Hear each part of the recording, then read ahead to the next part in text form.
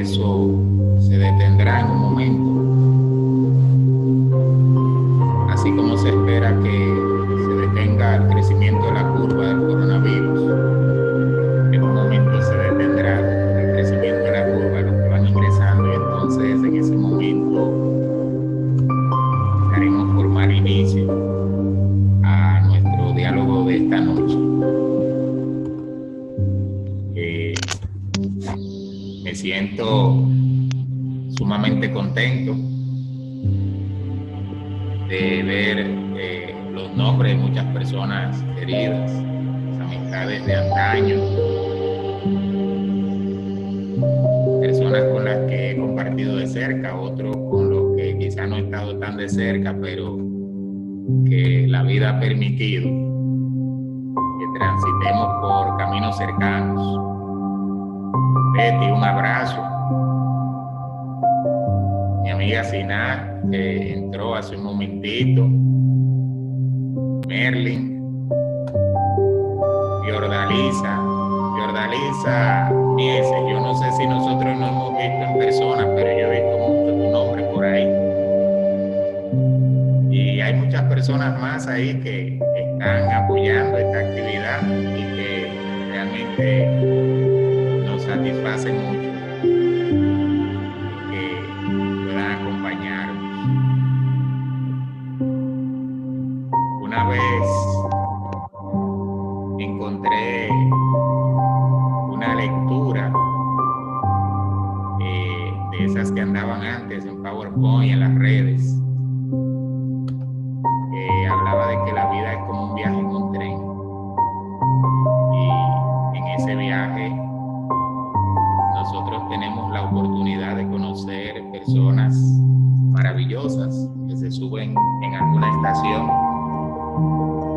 pero tenemos la desdicha de ver a esas personas bajarse en alguna estación, a veces antes de lo que nosotros podemos esperar.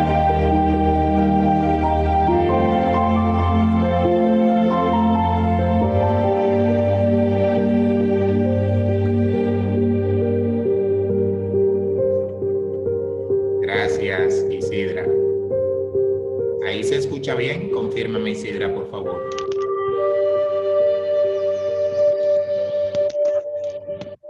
Si el volumen que tiene actualmente, si es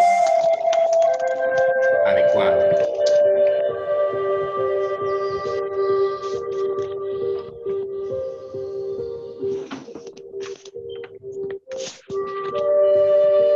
Entonces decía la lectura de que la vida es como un viaje en tren,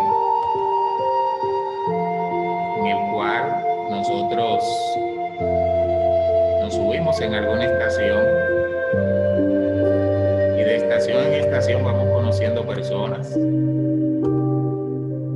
con algunas de las cuales establecemos relaciones muy cercanas, y a otros a los que no tenemos tanta oportunidad de conocer como quisiéramos.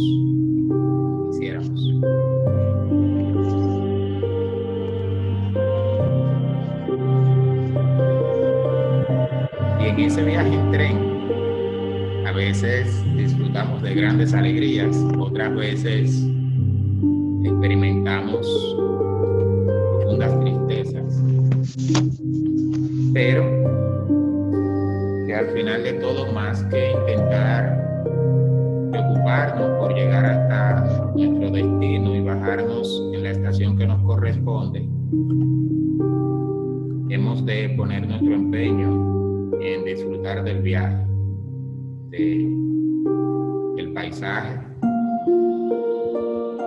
que se refleja a los lados del tren, y que es lo que de alguna manera le da sentido y le da vida a nuestro viaje.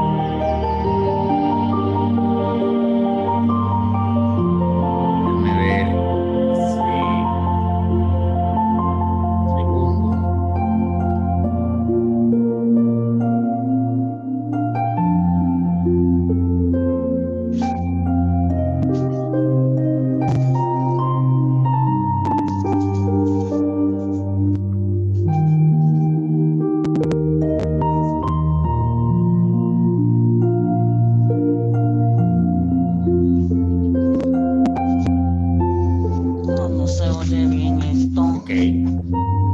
Ahí se sigue escuchando muy fuerte el audio. Creo que lo bajé bien bajitito para saber si bajaré la música o si tendré que sacarla. Ahora sí se escucha la música, pero ahorita no se estaba escuchando. Perdón. Sí.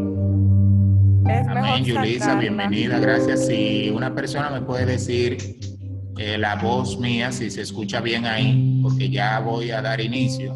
Si me confirma, por favor, una persona. Bien. Erika, si estás, por favor, si me confirmas, ¿se escucha bien mi voz? Sería Perfecto, mejor gracias. sacar la música porque se Bien, escucha muy buenas alto noches de todavía. manera formal. ¿Quién les ¿No me escucha? habla? ¿No me escucha? Yo Parece que escucho al yo música bajar ¿No me mucho ya. el audio, escucha? voy a bajar a quitar la música. Un segundo, porque parece que al bajar mucho el audio de la música, entonces casi no Ortiz, les ¿me escucho a escuchas ahora? ustedes.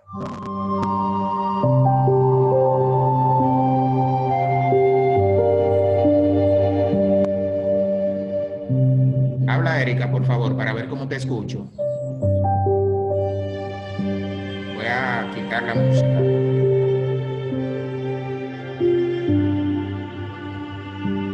¿Ahora me escuchas? Sí, ahí sí. Ortiz. Sí, te escucho. ¿Tú me escuchas a mí?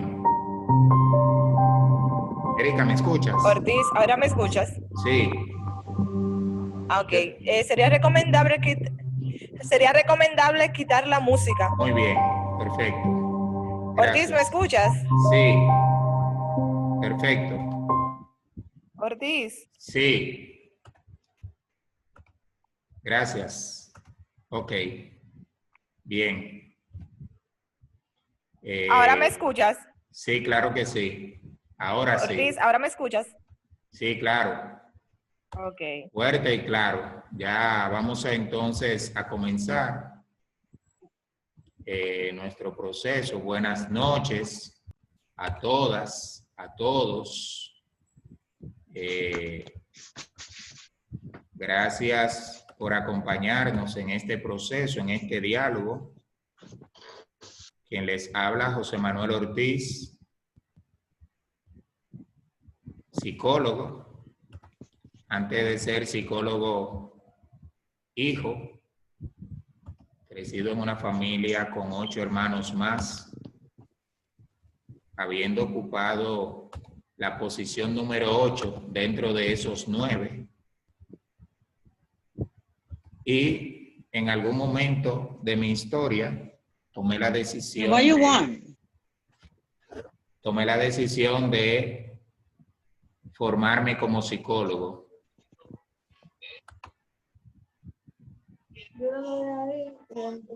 Y Dios nos ha dado la dicha ya de llevar 19 años ejerciendo esta hermosa profesión. En esta noche lo que queremos es compartir un espacio con ustedes en el cual estaremos conversando sobre el duelo.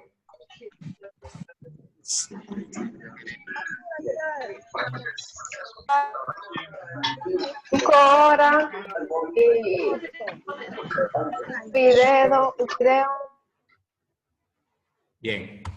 Ok, entonces, fíjense la dinámica que vamos a utilizar. Yo voy a estar haciendo una presentación de aproximadamente 1 hora y al cabo de ese tiempo, bueno, en ese proceso, si desean hacer alguna pregunta o algún comentario, les invito por favor a que lo escriban por el chat. La compañera y colega Erika Escoto nos va a estar asistiendo, ella estará copiando todas las preguntas que hagan, ella nos servirá a modo de moderadora y llegado el momento de socializar sus preguntas y comentarios, entonces Erika las irá leyendo. O sea que si escriben preguntas por el chat, Erika las irá anotando en el orden en que las presenten. Y si es algún comentario que tienen, ella anotará los turnos para entonces irnos indicando quiénes serían las personas que tendrían turnos para hacer comentarios. Eso en el segundo momento, o sea que la primera hora vamos a aprovecharla para socializar algunas ideas y quiero que cualquier inquietud que les surja en este proceso las anoten por el chat inmediatamente para que podamos aprovecharla. Entonces, bien, ¿de qué es lo que vamos a hablar? Vamos a hablar acerca del duelo y probablemente yo sé que este no es un tema novedoso para ninguno de los que estamos aquí. El ser humano, desde su nacimiento hasta el momento de su partida de esta tierra o hasta el momento en que su vida se transforma, está expuesto a situaciones de pérdida. Entonces, vamos a compartir algunas ideas.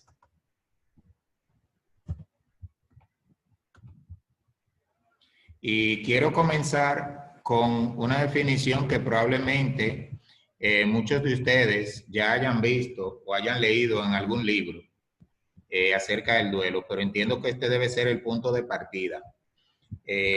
La mayoría de quienes han escrito acerca del duelo coinciden en plantear que el duelo es un tipo de respuesta emocional, un tipo de respuesta afectiva que los seres humanos damos ante las pérdidas.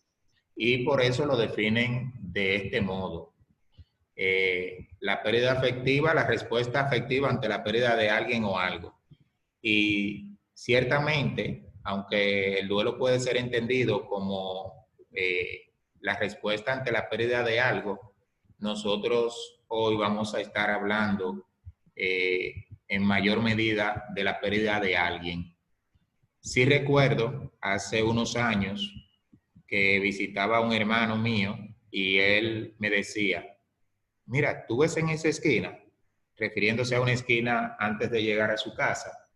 Yo le decía, sí, me decía, en esa esquina se respira una tristeza, una desolación, porque esa esquina a la que él se refería, ahí vivía un general que había sido el jefe de Estado Mayor de las Fuerzas Armadas. Y cuando lo destituyeron, que en la mayoría de los casos lo ponen en retiro, entonces, al parecer, el proceso emocional que se vivió fue muy fuerte. Y él decía en la esquina porque era una persona muy querida en su entorno, no solamente por su familia, sino por la gente que vivía alrededor. O sea, el hecho de dejar de ser un militar activo para pasar a ser una persona ya retirada fue un golpe fuerte. O sea que se vive un duelo cuando se pierde un estatus, cuando se pierden bienes, cuando se pierden otras cosas. Hoy vamos a hablar del duelo de cuando se pierden seres queridos. Y pienso que el tema es oportuno porque hoy día estamos viviendo una realidad distinta a la que se ha vivido regularmente en relación a las pérdidas.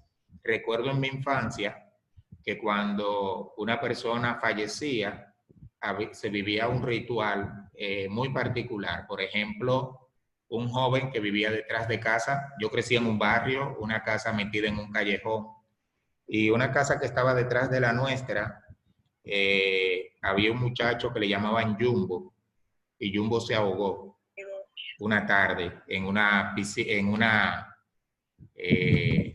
cisterna. Y recuerdo que eso fue una semana de llanto y de dolor, porque ahí se amanecía llorando. Eran 3 días de velatorio, llorando el cuerpo. En ese tiempo se velaba en la casa. En ese tiempo, me imagino que sí existirían las funerarias, pero para las personas de mejor condición social. Entonces, era muy común escuchar a las personas llorar de manera desconsolada. Era muy común que la gente no hiciese otra cosa más que velar a su muerto. Aunque los tiempos hoy día han ido cambiando y eso ya no se vive de ese modo, no obstante, la realidad del virus que estamos viviendo a nivel mundial ha traído una experiencia contraria a todos los rituales. Y la experiencia es que muchas personas hoy día no tienen la oportunidad siquiera de ver a su ser querido una vez fallece. En estos días me escribió una excompañera de trabajo: José, murió fulano. Uno que había trabajado con nosotros y que era nuestro amigo. Me quedé un poco frisado cuando leí el mensaje porque no sabía siquiera qué decirle. Porque no puedo decir, bueno, voy a ir a visitar a esa familia, no puedo decir voy a hacer esto, voy a hacer aquello, porque muchas veces en estos casos, y él murió de coronavirus, ni siquiera la familia tiene la oportunidad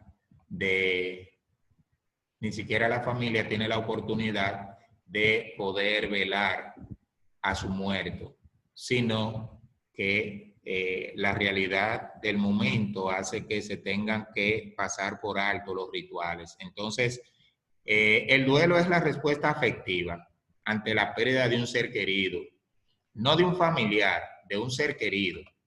Y digo esto, no de un familiar, porque a veces tenemos seres queridos que no son familiares. A veces hay un amigo, a veces hay un vecino, a veces hay alguien allegado que sin ser familiar nuestro tiene un valor significativo en nuestras vidas. Así que vamos a hablar de eso. Bien.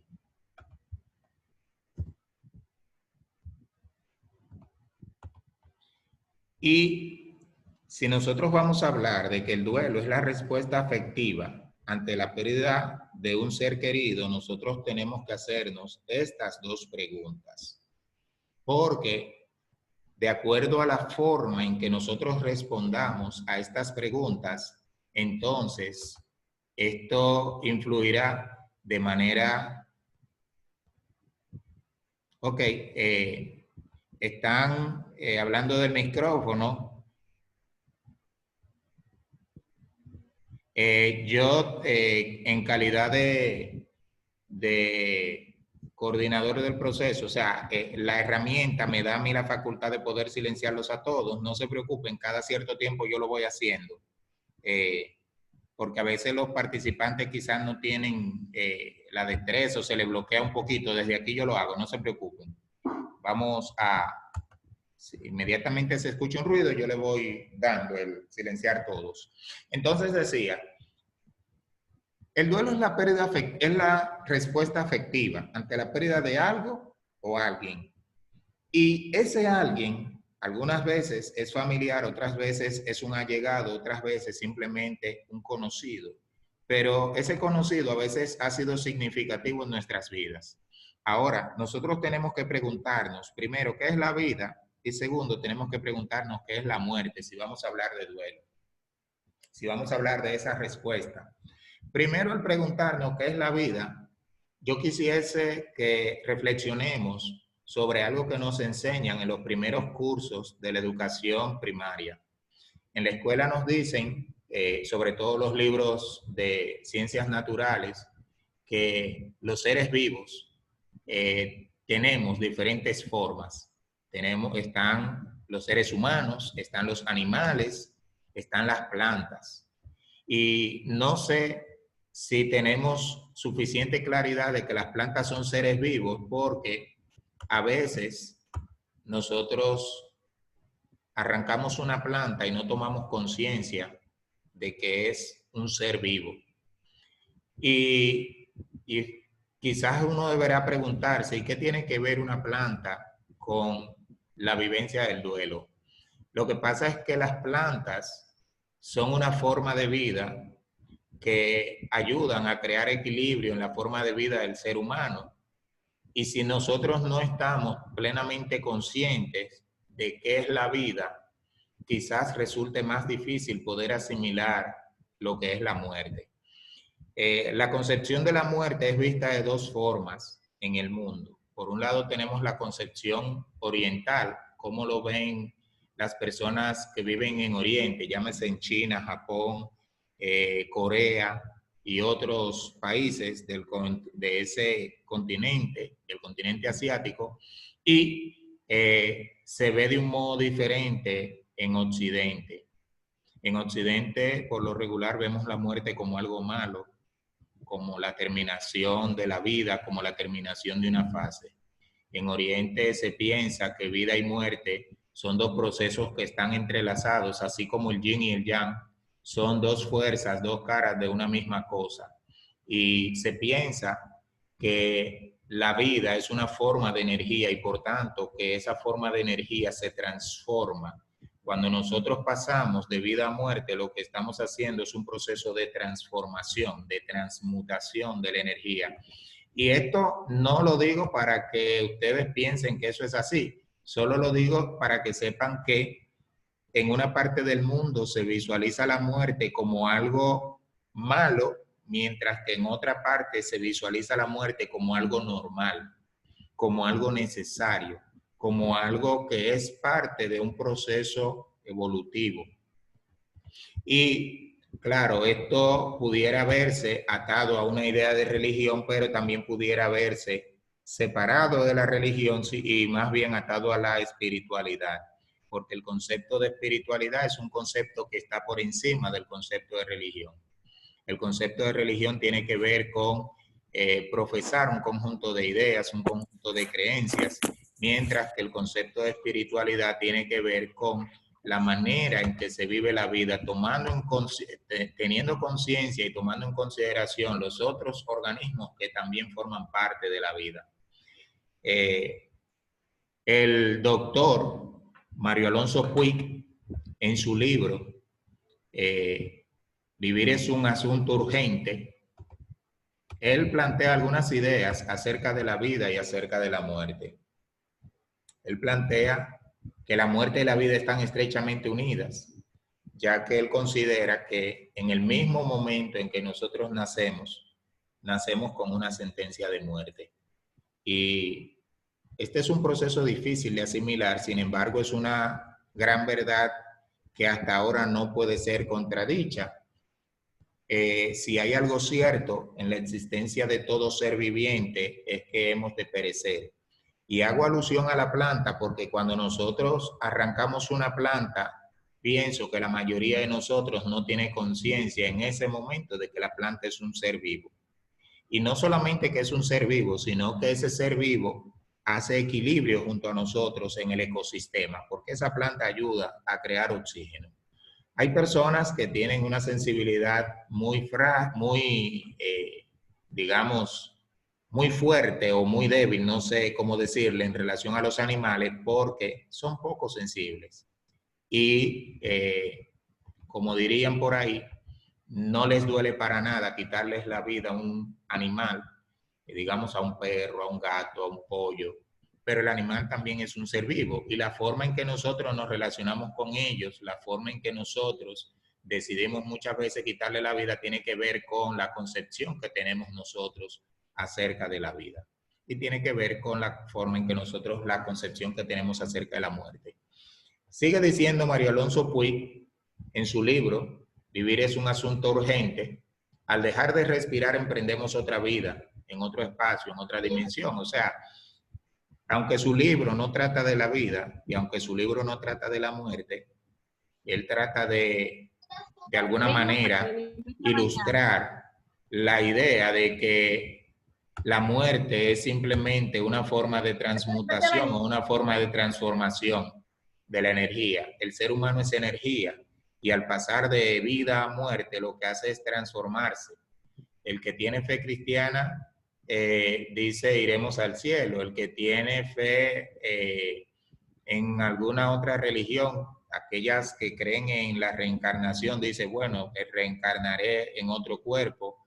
Y según el tipo de creencia, la persona va a asimilar ese proceso de transformación o de transmutación de la energía. aquí esta última idea de Mario Alonso Puig podemos decir que resume las otras dos ideas. En el momento de nacer todos adquirimos de alguna manera una enfermedad terminal. Y él dice que aunque podamos vivir décadas, esa enfermedad terminal es la sentencia de muerte. O sea, en resumen, sin tener una visión pesimista de la vida, Mario Alonso Puig lo que quiere es hacernos de la idea de que cuando nosotros nacemos, ahí mismo comienza a correr el tiempo hacia atrás.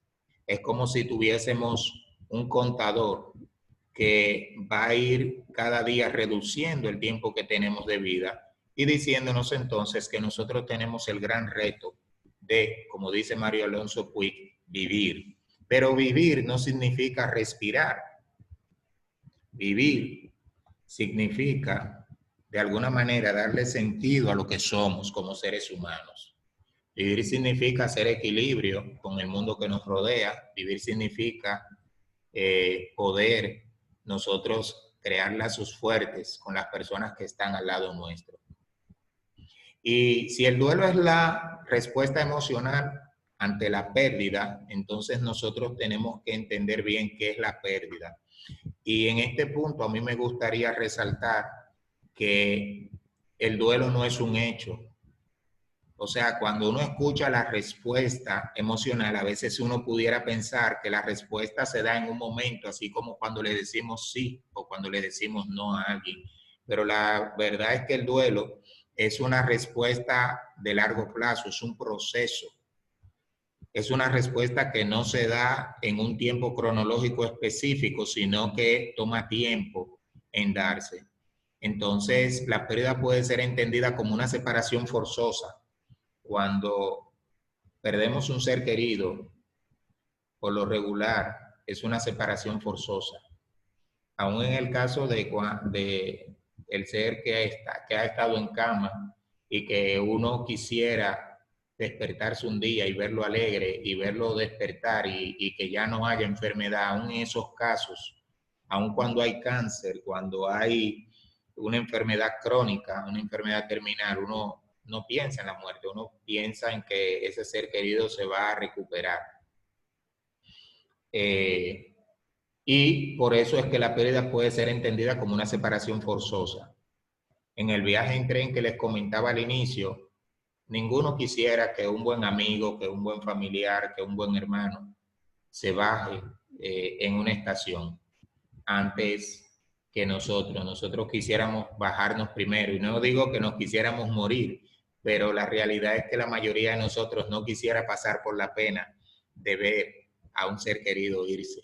Así que esta separación forzosa nos separa de los demás, pero fíjense la parte que sigue, que dice que divide a una persona de un ente significativo para su vida. O sea, que cuando perdemos a alguien, cuando se da esa separación forzosa, es porque ese alguien es significativo para nuestras vidas. Y el ser significativo no está necesariamente atado al vínculo. Algunas personas piensan que lo más grande que hay en esta vida es perder a su madre. Sin embargo, otros han perdido a su madre y les da pío, les da pao, porque no han tenido una relación estrecha con esta. Lo que hace que la pérdida sea significativa es realmente el vínculo que ha existido entre la persona que se ha ido y la persona que ha quedado. Y ese vínculo se ve creado y se ve fortalecido por el día a día. Si bien una madre da la vida, pero en el día a día, después de haber nacido, la persona va a tener un conjunto de experiencias que son las que les van uniendo con las personas que les rodean. Algunas familias viven de un modo donde los miembros se tratan como si fuesen extraños, mientras que algunos amigos se tratan como si fuesen la mejor familia que han podido tener en toda su existencia. La realidad es que el vínculo, más que un lazo de sangre, el vínculo suele ser un lazo de vida. En mi caso particular, recuerdo que no fui amante a los animales la mayor parte de mi vida. A mí, ver un perro o pensar en tener un perro nunca fue algo que me llamara la atención. O sea, que si hubiese llegado a tener un perro y lo hubiese visto morir, eso no me iba a causar gran afección. No obstante, hace unos años atrás había en la casa una pequeña perra, una perrita chihuahua llamada Perchi. Perchi tuvo un parto de 3 perritos y esos perritos salieron, no sé si uno, no sé si los 3, y parece que se juntaron con algún perro que les pegó sarna. Esa fue una experiencia particular porque los hijos míos estaban muy fascinados con esos perritos. De hecho, la noche que Perchi dio a luz, ella estaba acostada en la sala de la casa y cuando empezó a parir, los niños todavía estaban despiertos y entonces nos pusimos ahí a grabar el parto y ellos a ver la escena y hacer preguntas. Y fue una experiencia interesante. Entonces, cuando estos perritos se enferman con la sarna, era importante tratar de sanarlos porque eran significativos para los niños. Llevamos a los perros al veterinario y me indicaron varias cosas. Y aquí viene la experiencia interesante porque quiero hablarles del vínculo. Me tocó a mí ponerles el tratamiento a los perros. En este tratamiento todos los días, 2 veces al día, yo tenía que untarle una sustancia líquida en todo el cuerpo y encima de esa sustancia líquida había una pomada, una crema que tenía que untársela en todo el cuerpo. En las indicaciones, la crema decía que si bien se podía poner teniendo las manos enguantadas, lo ideal era colocar la crema con las manos peladas, que no había riesgo de contagio. Sí daba indicaciones de salubridad luego. Ahora, planteaba que el contacto físico, porque yo empecé a buscar información y a orientarme, que el contacto físico ayudaba al proceso de sanación del animal, que muchas veces los perros con sarna morían y era porque la gente los dejaba, se alejaba de ellos. Yo viví una experiencia muy interesante porque mientras le ponía esto al perrito, a los perritos, mientras le iba poniendo la pomada, ese día a día hizo que yo me sensibilizara con ellos. Eso hizo que yo aprendiera a valorar la vida de los animales y que se creara ese lazo afectivo que todavía hasta ese momento no se había creado. Entonces, ¿qué es lo que estoy diciendo? El vínculo se crea por la convivencia. El tipo de convivencia que nosotros tenemos con las personas que nos rodean es lo que hace que las personas sean significativas para nosotros o que no lo sean. Entonces, no es el hecho de ser mamá, no es el hecho de ser papá, no es el hecho de ser amigo, tío, abuelo. Es qué es lo que se ha vivido. Lo que se ha vivido es lo que configura la relación y lo que permite que las personas en un momento determinado sientan que vale la pena tener a ese ser cerca y que duele no verlo estar ahí. Así que la pérdida, entendida como separación forzosa, tiene que ver mucho con el tipo de vínculo, el tipo de relación que nosotros hemos mantenido con la persona. Así que el grado de esa pérdida tendrá que ver con el grado del apego y ese apego tiene que ver con el tipo de vínculo. El vínculo se crea día a día. El vínculo se crea con cada una de las cosas que hacemos. En una relación usted puede alejarse de una persona en un momento determinado, pero si usted pone mucho de su parte y empieza a trabajar por esa relación, las dos personas pueden fortalecer la relación y por tanto pueden fortalecer el vínculo. Ahora, mientras más fuerte sea la relación, probablemente mayor sea el dolor que se sienta cuando la persona no está. Pero ese dolor será grande y fuerte en función de la idea que tenemos acerca de la vida y acerca de la muerte. Si pensamos que la muerte es algo malo, si pensamos que la persona que murió ya no está, si pensamos que la persona que murió sufrió o está sufriendo o experimentó dolor, entonces probablemente nosotros vamos a sentir una experiencia muy dolorosa. En cambio, si pensamos que la muerte es una forma de transformación de la vida a otra forma, entonces quizás lo asumamos de un modo distinto. Y esto no es tan simple como decir, ok, de hoy en adelante voy a pensar que la muerte es algo bueno. No, no es tan simple como eso, pero sí en lo que hacemos día a día nosotros vamos tomando una determinación acerca de cómo vamos a ver la vida y acerca de cómo vamos a ver la muerte. En un libro titulado Los niños y la muerte, Elizabeth Kubler-Ross comparte algunas experiencias de niños y familias que tuvieron una relación cercana con la muerte.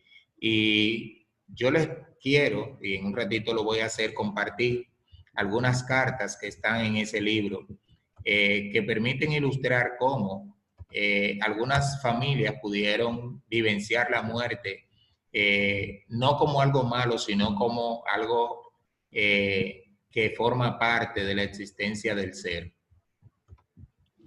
El duelo puede ser entendido como un proceso que tiene etapas, que se vive por momentos, y cuando uno busca en la literatura, uno encontrará que algunos autores te hablan de 5 etapas, otros te hablan de 7. En este caso, yo estoy mostrando la propuesta que habla de 3 etapas, 3 momentos. Ahora, lo más importante que debemos saber es que el duelo es un proceso, y al ser un proceso, es algo que no tiene un tiempo cronológico.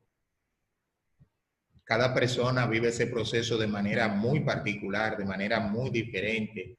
Y yo pienso que nosotros, los que estemos aquí, que seamos psicólogos, tenemos que prepararnos para el tiempo venidero. Y cuando hablo del tiempo venidero, me refiero a los próximos 6 meses, una vez pasado este proceso de salubridad que tenemos, y probablemente un año después, por el hecho de que hoy día muchas familias están perdiendo seres queridos.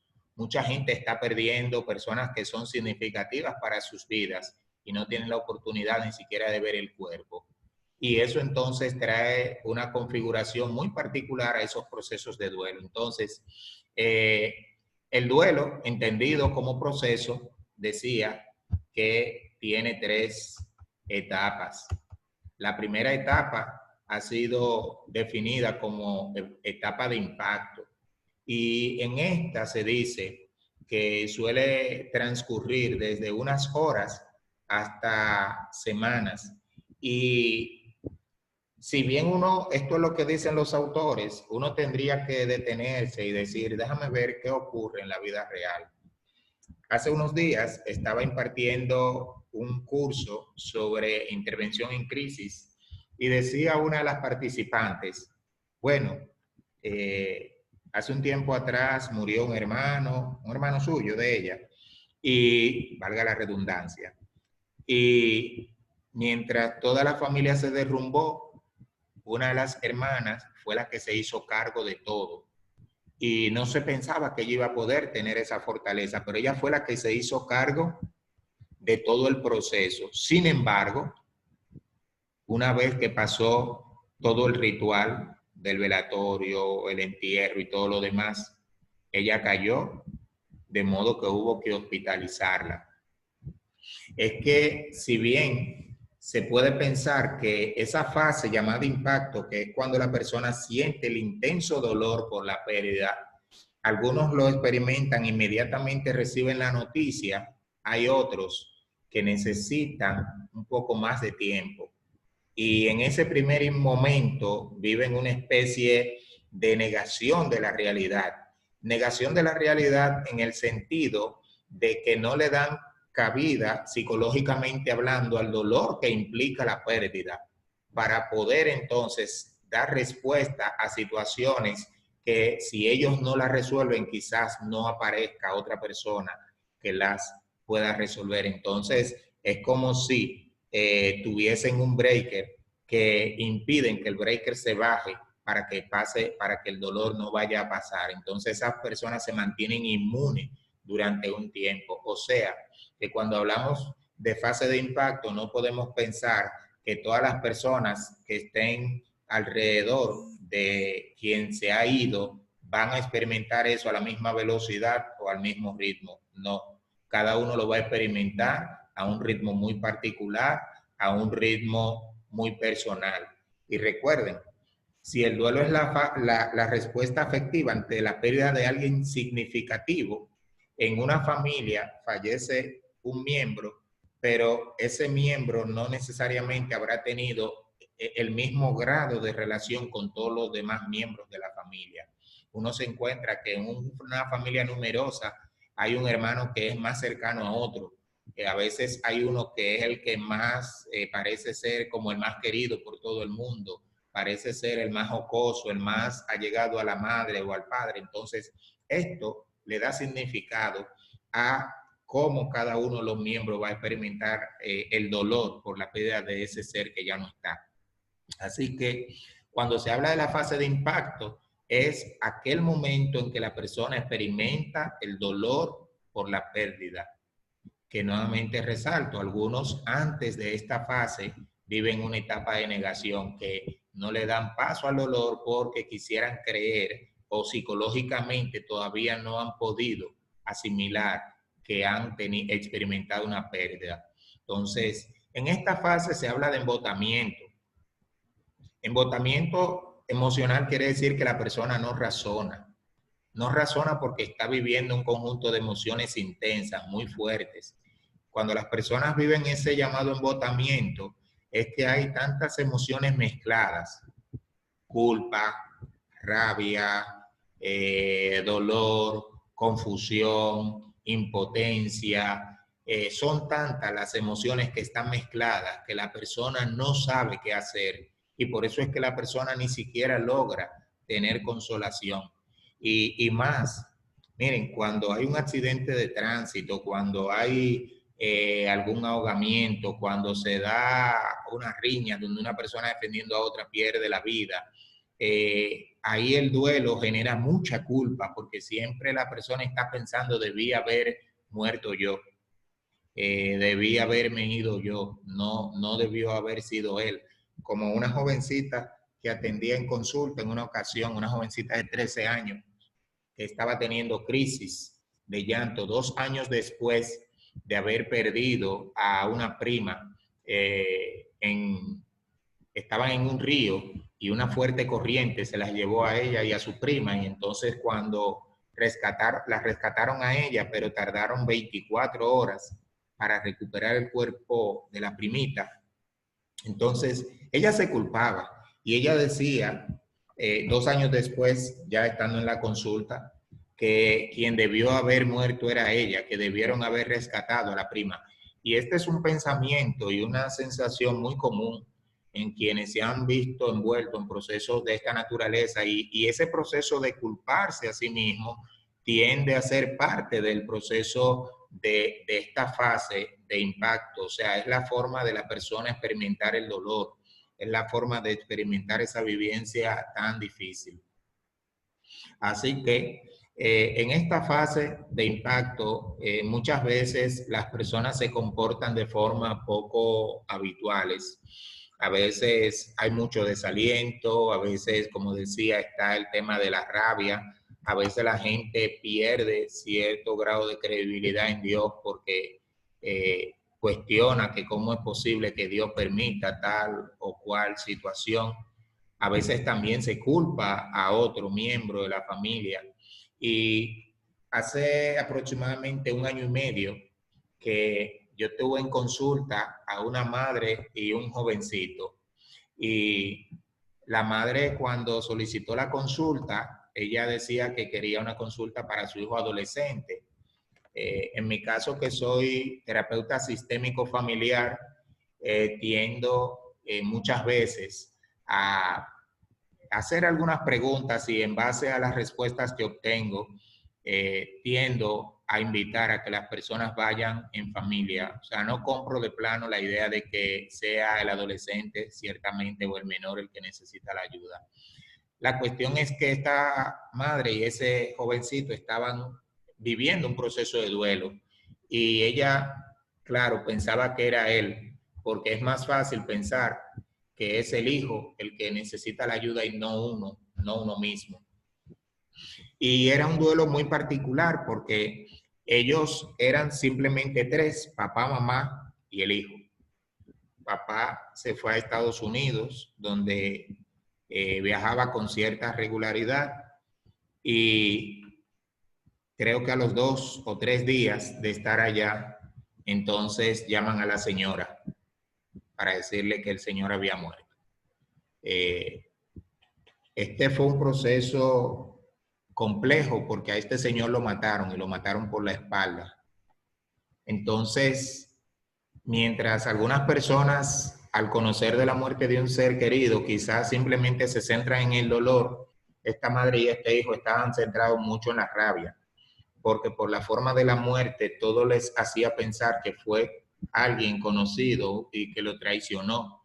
Y entonces, conversando con este jovencito, él decía, ante algunas preguntas, que él solo pensaba en vengarse, que él pensaba en tener las condiciones para irse a Estados Unidos, para vengarse, para vengar la muerte de su papá. Eso es parte de esta fase. Es parte de la fase donde la persona está metida en el dolor y en la confusión, que no logra asimilar la pérdida y lo que significa esta pérdida.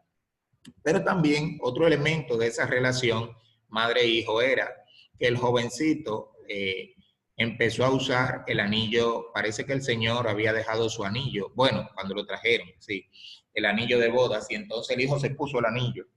Y la mamá decía, pero él se cree que él es un hombre, ahora él está con ese anillo para arriba y para abajo, pero también había asumido algunas posturas, algunos comportamientos.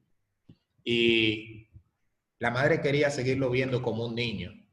Y en este caso, la postura de ella de quererlo seguir viendo como un niño era parte también de este proceso de no asimilar los cambios que se van dando con la vida. Si bien todas las madres ven a sus hijos como niños casi todo el tiempo, pero hay momentos en que es necesario verlos crecer. La segunda fase es la fase depresiva.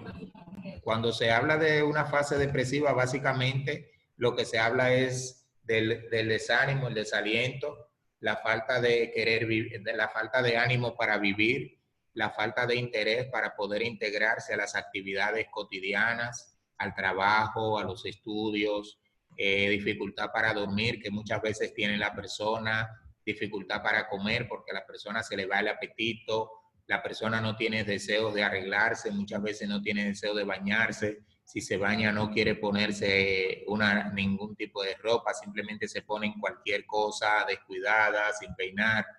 Y esta es una fase muy delicada porque cuando las personas están atravesando esta fase es donde tienen la mayor necesidad de ayuda. En el año 2016, recuerdo, a mi madre le amputaron una pierna y recuerdo que a ella la hospitalizaron para la amputación. La hospitalizaron, creo que fue 2 días antes, y el día antes de la operación yo no fui a verla. Me comuniqué con ella por teléfono y uno de los hermanos me estaba reclamando, pero yo meditaba en mi posición de psicólogo, porque sí asumí no la posición de hijo, sino de psicólogo. Y yo meditaba un poquito porque yo preví algunas de las cosas que iban a pasar. Entendí que su exaltación era normal por la ansiedad que produce el proceso, pero entendí también que mi madre no necesitaba tanto la visita previo, sino la visita en el proceso y posterior al proceso. Porque muchas veces cuando una persona pierde a un ser querido, y hablo de una amputación porque una amputación hace que se viva un proceso de duelo en el que la sufre, y en los que están más cercanos. Cuando hay una pérdida, una amputación o algo de esta naturaleza, los primeros días la persona está rodeada de gente, a veces hasta sobresaturada, a veces ni le dejan descansar de tanta gente que va a visitarlo y hacer las mismas preguntas que aunque repetitivas son necesarias y son convenientes y favorables. Pero ¿qué pasa una semana después? ¿Qué pasa 2 semanas después? La persona empieza a quedarse sola. la persona empieza a quedarse en su día a día y ya todos los amigos que vinieron a dar el pésame, todos los amigos que vinieron a ver lo que había pasado, se van alejando y vuelven a su rutina. Y esa es la fase delicada, porque es ahí donde comienza la fase depresiva, porque la persona se siente sola. La persona tiene que cargar con la vida de un modo diferente, y si no hay quien se acerque a darle la vuelta de vez en cuando, quien se siente a su lado, quien le escuche, quien ponga temas de conversación, entonces esa es la fase de mayor delicadeza. Porque en esa fase, cuando la persona tiene ideas de que debía haber sido yo quien debí morirme, esa persona que está en fase depresiva puede tomar algún tipo de sustancia para quitarse la vida, puede atentar contra su vida. O sea, es una fase donde el acompañamiento, el estar presente suele ser la mejor medicina que pueda recibir una persona. Y el acompañamiento no implica hablar mucho como yo estoy hablando ahora. El acompañamiento implica simplemente el estar ahí, el estar presente, el estar dispuestos a hacer compañía en el silencio, el estar dispuestos a servir un vaso de agua, el estar dispuesto a limpiarle la casa si es necesario a la persona querida, el estar dispuesto a decirle, vamos a caminar ahí afuera, y si es posible, si hay un patio o si es el frente de la casa, simplemente ir hasta un punto y regresar. O hasta, quién sabe, quizás leerle alguna historia o alguna lectura que pueda ser de agrado para la persona. Entonces, esa fase es la que requiere el mayor acompañamiento, que es la fase depresiva. Entiendo que en esta etapa del tema del coronavirus, con el hecho de que las personas están en casa todos reunidos, no se siente mucho esta fase, porque de alguna manera las personas se dan compañía, no voy a decir apoyo, voy a decir compañía, y quizás tenemos suficientes temas para generar tensión y conflicto como para detenernos a sentir la depresión por un ser que ya no está. Pero una vez pasado todo este proceso, es muy probable que sí empiecen algunas personas a experimentar esta fase depresiva, esta fase de dolor por ese familiar que no pudieron velar y que no pudieron enterrar. Luego tenemos la llamada fase de recuperación, que algunos autores dicen que se da dentro de unos 6 meses, un año.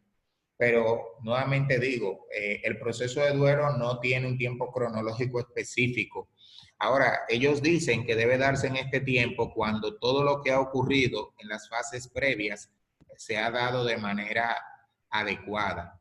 Cuando hubo un proceso de impacto donde la persona pudo hablar, donde pudo llorar, donde pudo gritar, expresar su frustración, su rabia, sus temores. Luego donde hubo una fase depresiva, donde tuvo el acompañamiento adecuado, donde hubo personas sensibles que le acompañaron en su dolor, le permitieron poder experimentar lo que implicaba el sentimiento de la pérdida. Entonces, esa fase de recuperación se supone que deberá darse en este periodo.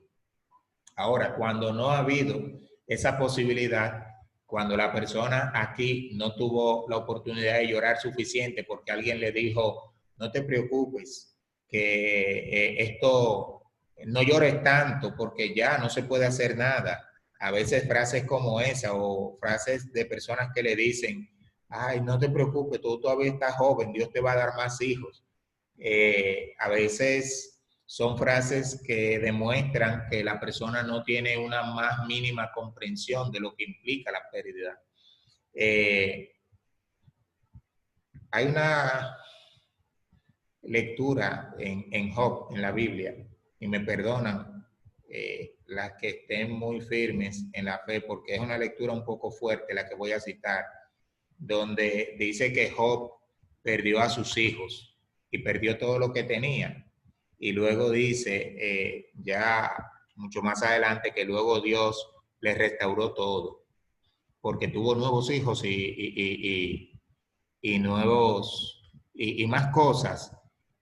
Pero resulta un poco fuerte pensar, y realmente un hijo puede ser sustituido con otro hijo. Yo creo que si le preguntásemos a una madre, nos diría que no.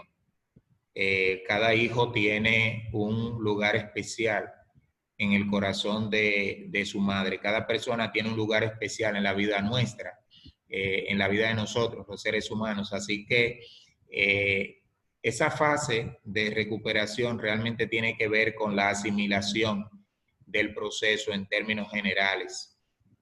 Si en esta primera fase alguien intenta evitarnos la posibilidad de llorar, lo que va a hacer es complicarnos todo.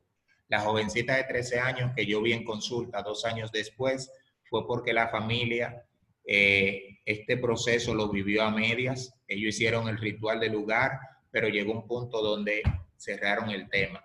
El duelo, para superarse o más bien para procesarse, necesita que se hable. Si las personas no hablan del dolor, si las personas no hablan de la pérdida, entonces no van a procesar el dolor que implica. Y a veces algunas personas tienen miedo de que se hable y de que se llore. Llorar es malo, nos dicen de pequeños, pero eso es una gran mentira. Llorar es necesario. No quiere decir que nos vamos a pasar la vida llorando, pero sí quiere decir que si en un momento tenemos la necesidad de llorar, debemos hacerlo. No debemos retener el llanto, porque lo único que hacemos con retener el llanto es mantener el dolor vivo. Ahora, tampoco vamos a llorar por llorar. Se llora cuando se siente la necesidad de llorar. ¿Cuáles son las características del duelo, de un duelo normal, según establecen los especialistas? Bueno, se han resumido en estas 7 ideas que están aquí. No creo que esto sea concluyente, sin embargo, cuando uno se detiene a mirar personas que han estado alrededor nuestro, entonces encontramos muchas veces esto, un estado de ánimo bajo, o sea, la persona pierde el interés por muchas cosas. Cuando hay un duelo, hoy en día uno va a la funeraria y uno encuentra a las personas haciendo chistes muchas veces. Sin embargo, cuando se está experimentando ese dolor en la soledad, cuando la persona está solo consigo mismo, el estado de ánimo suele ser bajo, se pierde el interés por las actividades, sobre todo aquellas actividades que nos hacen recordar al ser querido que ya no está. Entonces, este estado de ánimo en algún momento pudiera parecerse, según la intensidad, al proceso, a una depresión. No obstante, es necesario saber que no es depresión. El duelo es normal cuando hay una pérdida y por tanto es normal que la persona sienta un ánimo bajo y sienta que la vida pierde sentido. Entonces, por eso ese estado de ánimo bajo, pero el estado de ánimo bajo del duelo no requiere psicoterapia, simplemente requiere acompañamiento, el estar ahí. Se va el deseo de comer. En la mayoría de los casos la gente pierde el interés por la comida. Y en algunos casos mínimos hay personas que comen de más, pero ese comer de más es una expresión de ansiedad por lo incierto, una expresión de ansiedad por no saber qué hacer, por no saber cómo manejarse. Y esa expresión de ansiedad que hace que las personas coman de forma excesiva suele generar culpa, porque a veces piensan que ellos están cometiendo un pecado por comer, sabiendo que su ser querido ya no está. Es como si el mundo debiera detenerse porque ese otro ser ya no está. Se da un abandono a las actividades y esto está muy relacionado con el estado de ánimo bajo, que la persona muchas veces pierde el interés por estudiar, la persona pierde el interés por trabajar, pierde el interés por las lecturas, pierde el interés por participar en actividades en las que se involucraba. Si es alguien que participa de algún grupo religioso y canta, danza o algo así, suspende ese tipo de actividades porque no tiene el ánimo para eso. Pero también está el hecho de que muchas veces se tiene la idea de que hacer eso es contrario a la expresión de dolor. Y es como si quisiéramos tener una capa negra puesta donde todo el mundo vea que estamos dolidos. Y pensamos que si no hacemos tal o cual cosa, pudiéramos dar la impresión de que ya no nos duele. Luego tenemos sentimientos de culpa, que ya decía que muchas veces la persona se siente culpable de lo que ha pasado y muchas veces hay rabia, resentimiento y otros sentimientos mezclados.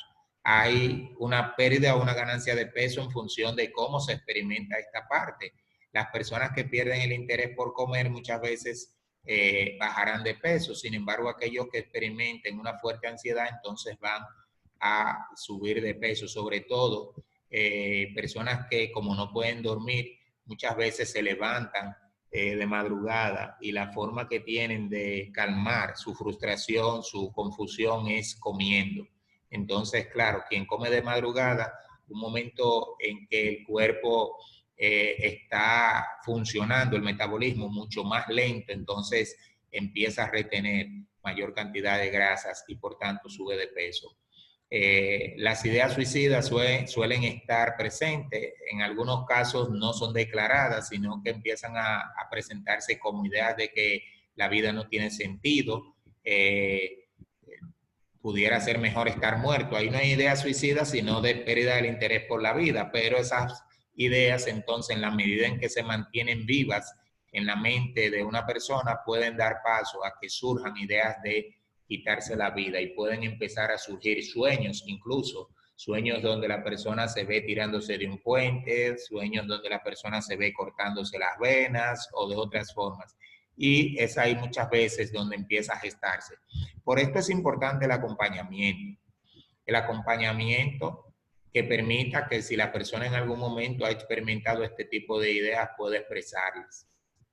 Esta mañana me escribía una excompañera de trabajo y amiga, y ella ha estado participando en uno de los procesos formativos que tenemos y me decía, mira, no voy a poder seguir en este proceso. Y yo le dije, pero cuéntame, ¿qué pasa? Entonces me hablaba de cómo ella está atravesando por un proceso de crisis emocional. Claro, ella no lo define así, yo lo defino así. Ella está atravesando por un proceso de crisis que es muy normal en este tiempo y es por todo lo que se vive, el coronavirus. Me decía, es que por aquí está muriendo tanta gente y todos los días yo veo la noticia y dicen esto y dicen aquello. O sea, ella está siendo colapsada, está viviendo una especie de rebosamiento de experiencias y de noticias negativas que le han hecho perder el interés por las actividades. Ahí viene el abandono de los estudios, pero es ahí donde empiezan a gestarse algunas ideas de que la vida no tiene sentido. Y entonces, a partir de ese diálogo, tomamos la decisión de ver cómo establecemos un diálogo más frecuente, justamente para ayudar a establecer un canal que pueda servir para que todas esas ideas que van pasando entonces puedan encontrar un curso que no necesariamente le lleven a esto. Y es lo que nosotros tenemos que propiciar, que las personas tengan la oportunidad de hablar, de decir lo que piensan, sin necesariamente hacerles muchas preguntas o preguntas muy insidiosas. Yo estoy seguro de que si establecemos un diálogo con cierta frecuencia, tan solo de qué cosas pasaron hoy, cuáles noticias escuchaste, cómo te has sentido, con eso basta, sin que tenga que preguntarle si ha habido ideas suicidas, con eso basta para que esas ideas se alejen un poco de su cabeza.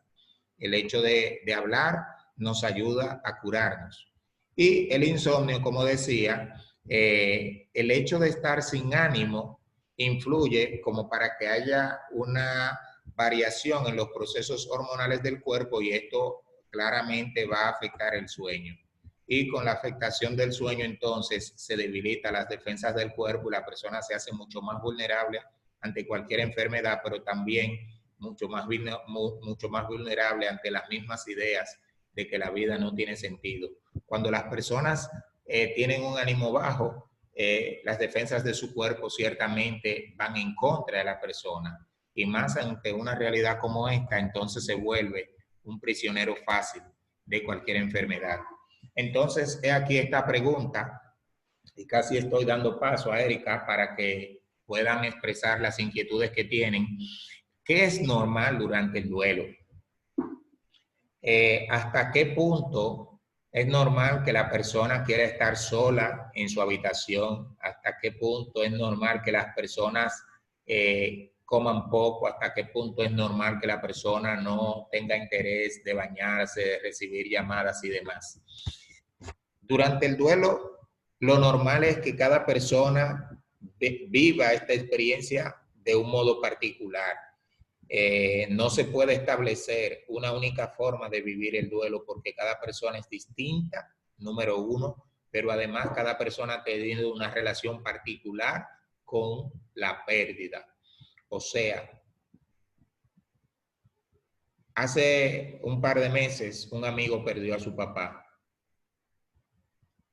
Cuando le dieron la noticia, estando en el hospital, de que el señor había fallecido, estaban ahí su mamá, sus hermanos, y su mamá empezó a llorar, pero a llorar en silencio, mientras que él fue necesario agarrarlo. Dicen que los hombres somos más fuertes que las mujeres. Su hermana mayor fue una de las que tuvo que agarrarlo y empezar a decirle, fulano, tranquilízate. ¿Por qué? Porque cada persona experimenta el dolor de una manera particular y eso no dice que él sea más fuerte o más débil, simplemente que en ese momento esa pérdida tenía un significado muy fuerte para él. Y no quiere decir que no haya tenido un significado tan fuerte para su hermana, pero para él la noticia, la pérdida, la realidad lo desbordaba. Entonces, lo normal durante el duelo es que cada persona lo viva de la manera particular en que ha de vivirlo. ¿Qué debemos cuidar nosotros? Que aunque la persona quiere estar sola, cuando la persona está muy triste, cuando la persona está muy decaída, hay que procurar no dejarle solo. Y cuando digo no dejarle solo, lo que estoy diciendo no es que la persona no puede estar en su habitación, pero de vez en cuando ir y darle la vuelta, de vez en cuando ir y llevarle un vaso de agua, de vez en cuando ir y decirle, mira, yo estoy por aquí, si llega a necesitar cualquier cosa de mí, tú sabes que estoy para ayudarte. Entonces, eso, o sea, cuando la persona quiere llorar hay que dejarle llorar. Cuando la persona quiere estar solo, es necesario dejarle estar solo. Quiero leerles una pequeña parte de una carta y ahí damos paso a Erika. ¿Cuándo buscar ayuda? ¿Cuándo debemos buscar ayuda?